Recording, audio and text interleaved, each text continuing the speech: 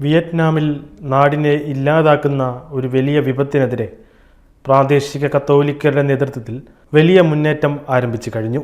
വിയറ്റ്നാമിൻ്റെ മധ്യതീരത്തെ പ്രദേശവാസികൾ നേരിടുന്ന വലിയൊരു പ്രതിസന്ധിയാണ് പ്ലാസ്റ്റിക് മാലിന്യങ്ങളുടെ വർധനവ്. അതിരൂപതംഗങ്ങളായ വിശ്വാസികൾ തീർത്തും സമാധാനപരമായി ഈ മാലിന്യങ്ങൾ നീക്കം ചെയ്യുന്ന തിരക്കിലാണ് ഇപ്പോൾ. 2019 സാവോ കാറ്റ് ഇടവകയിലെ വൈദികനായി ശുശ്രൂഷ ചെയ്ത ഫാദർ പോൾ ട്രാൻ ഖോയിയുടെ നേതൃത്വത്തിലായിരുന്നു വാസ്തവത്തിൽ ഈ ശുചീകരണ പ്രവർത്തനം ആദ്യം ആരംഭിച്ചത്.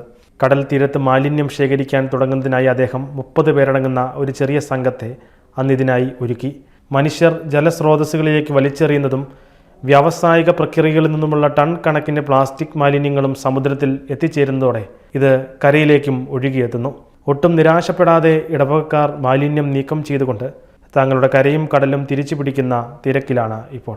52-കാരനായ മത്സ്യത്തൊഴിലാളിയായ ആനൻ ഫ്യൂക്ക് എല്ലാ വാരാന്ത്യത്തിലും സാവോ കാറ്റ് പാരിഷിനടുത്തുള്ള 3 കിലോമീറ്റർ ബീച്ചിൽ ഈ സേവനത്തിൻ്റെ ഭാഗമാവാറുണ്ട്.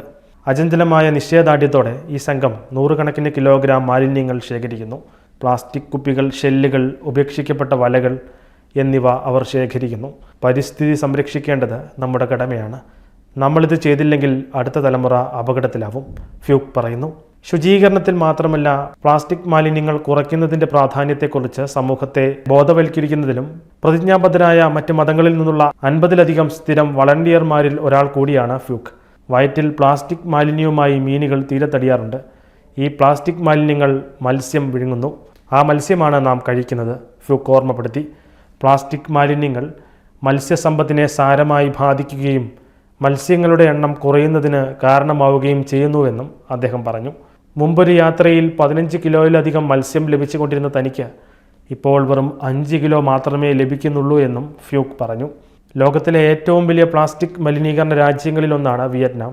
പരിസ്ഥിതി മന്ത്രാലയത്തിൻ്റെ കണക്കനുസരിച്ച് ഈ രാജ്യം പ്രതിവർഷം ഏകദേശം 1.8 ദശലക്ഷം ടൺ പ്ലാസ്റ്റിക് മാലിന്യം ഉൽപ്പാദിപ്പിക്കുന്നുണ്ട്. അതിൽ 5 ലക്ഷം മുതൽ 1.3 ദശലക്ഷം ടൺ വരെ സമുദ്രത്തിൽ എത്തിച്ചേരുന്നുമുണ്ട്. 2019 ഈ സേവനത്തിന് തുടക്കമിട്ട ഫാദർ ഖോയ് 2022 മരണപ്പെട്ടെങ്കിലും പാരമ്പര്യം ഞങ്ങൾ ഇന്നും തുടരുന്നു.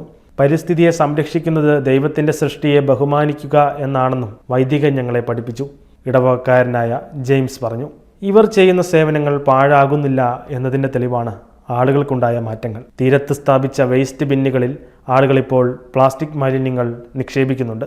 ഞങ്ങളൊന്നും ആലോചിക്കാതെ എല്ലാം വലിച്ചെറിയുമായിരുന്നു, 2 കുട്ടികളുടെ അമ്മയായ ബിച്ച് തോയ് പറഞ്ഞു.